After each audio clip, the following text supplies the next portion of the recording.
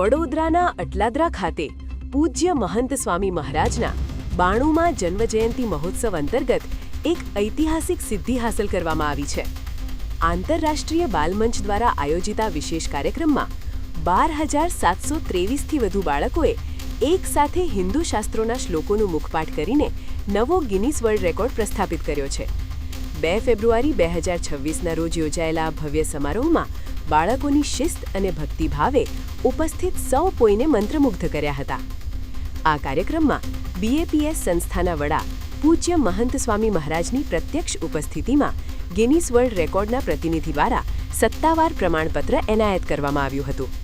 વિડીયોમાં જોઈ શકાય છે કે પરંપરાગત વસ્ત્રોમાં સજ્જ હજારો બાળકોએ એક જ લયમાં સંસ્કૃત શ્લોકોનું ગાન કર્યું હતું, જે ભારતીય સંસ્કૃતિ અને સંસ્કારોનું પ્રતીક છે.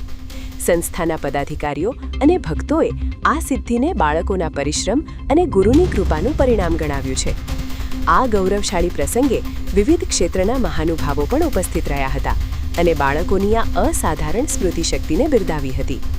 આ રેકોર્ડ માત્ર એક આંકડો નથી, પરંતુ નવી પેઢીમાં આધ્યાત્મિકતા અને પ્રાચીન જ્ઞાન પ્રત્યેની રુચિનો જીવંત પુરાવો છે. વડોદરાના આંગણે રચાયેલો આ વિશ્વ વિક્રમ આગામી સમયમાં અન્ય યુવાનો માટે પણ પ્રેરણારૂપ બની રહેશે.